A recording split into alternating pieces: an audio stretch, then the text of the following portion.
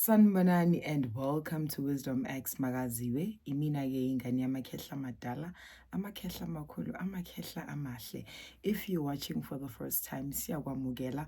We are all about sharing God's word, wisdom, healing, and sharing light for the world to become better. On this video, I want to teach about isithunywa and the experiences that we have. Siyahluka, like I said, singabantwana besithunywa. Abantwana besithunywa bayahluka and our journeys are different.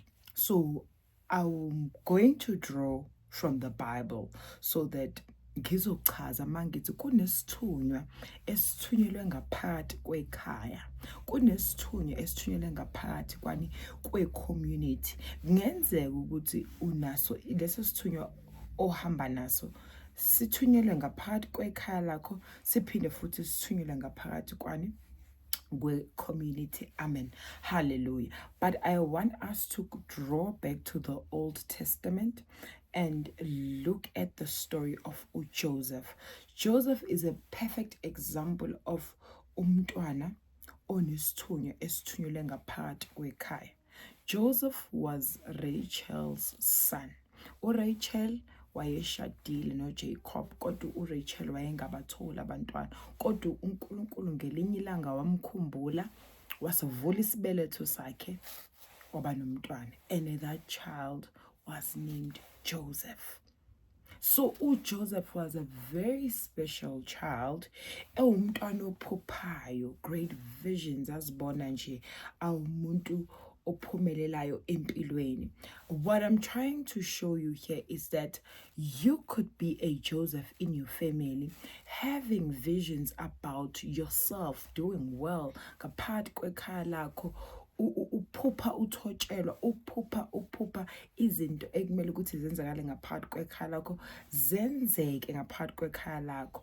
But nayi highlight, Joseph would share his visions, and then he was sold by his what? By his siblings.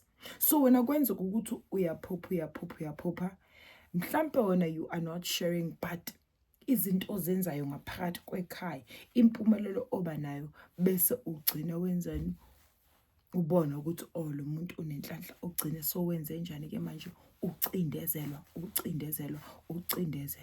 But the most beautiful thing about you is that as a Joseph, isiphiwo sakho asihlukane now. You still continue to have visions about you prospering, visions about your delays, visions about everything. So kuyahluka ke ukuthi ukwesiphi istage. If you have discovered ukuthi you are the Joseph in your family, mhlampe ke manje you are in a stage where you were sold. So ngeke ke uthengiswe njengo Joseph. Mhlampe ke wena ekhaya lakho bakhambela izinyanga, uyacindezelwa left, right and center. All of a sudden into zakho ziyadelay, yonke into yakho ihamba kancane, uyayibuza ukuthi kwenzakalani. You continue to pray.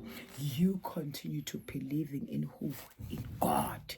Awuyeki, because of every dark situation, every dark experience, every delay, yonke intembi elethwa kuwena or epresentwa kuwena or elethwa kuwena in any form, God will use it for his glory. You are going to have what? A testimony. Ngoba egcineni ngaphakathi kwekhaya lakho kuyogcina wena njengayo uJoseph, because of at the end his brothers had to come to him and ask for help ukuthi sicela ini usizo. Kungabe kungacaci okwamanje, ungabe undlula ebunzimeni. Hence it's very much important to understand isithunywa sakho ukuthi okay, lesi sithunywa sithunyelwe ngaphakathi kwekhaya, ubona izinkinga zekhaya, ubona izinto eziningi ezenzakalala ngaphakathi kwekhaya, kodwa egcineni uwena uphiwe ikhiya sokuthi ukwazi ukulungisa ikhaya. Yebo kukhona abantu abayophikisa ukuthi why wena, kodwa kusalayo uNkulunkulu ukhethe bani? Wena. So it's very much important umusuzazi ukuthi uthunyele ngaphakathi kwekhaya lakho, and you draw back to the story of uJoseph. Then kube nesisithunywa ke esithunyelwe ngaphakathi kwe-community. A perfect example is who? Is Samuel. When you look at impilo kaSamuel, Samuel naye was a child dedicated to God. Naye umama kaSamuel wakhala wathi ngicela umntwana Nkosi ngizomnikezela kuwena. So Samuel was very special, dedicated to uNkulunkulu, started his ministry amncane. He would have prophetic dreams asasemncane. God will speak to Samuel amaphupho amtshele ngeyinkinga zabantu. Samuel's first prophecy was about Eli's house. So ngenzeka ukuthi nawe yebo nasisithunywa esithunyelwe ngaphakathi kwekhaya kodwa uyakwazi ukubona iy'nkinga ezabanye abantu. What do? You intercede, you pray for those people. Esikhathini esiningi uma umuntu ofana noSamuel udlulisa imilayezo ukuthi inkosi ithi 1 2 3. Inkosi ke esikhathini esiningi wafana nabo Samuel isithunywa sakhe sifana sawo Samuel. God will send you to people. God will send you to spaces and uses you as his vessel ukuthi can you go there and do this for me? And then uyakwenza kahle. Nice and simple. God is the one who heals. Tina, we are just vessels. It's like someone who would come for a consultation to me. We pray. After praying, whatever advice, whatever situation, whatever, that would be God. Ingilosi isithunya lesi sakhe uNkulunkulu engembethise sona esikhanyisela ukuthi do this, do this, do that. You are this type of a person. Continue like that.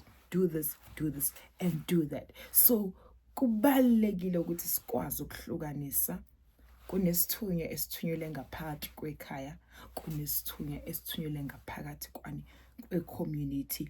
Our journeys are very much different, but muscles identify. You don't stop praying. You don't stop believing because of uNkulunkulu hleza kwenzela amacebo ukuthi uphume ezimeni ezimbi lezi abantu abakubekela zona, especially when you are a Joseph in your family. I love you so much, guys. Akube nobumbano, nozwano, nothando ngaphakathi kwamakhaya wenu.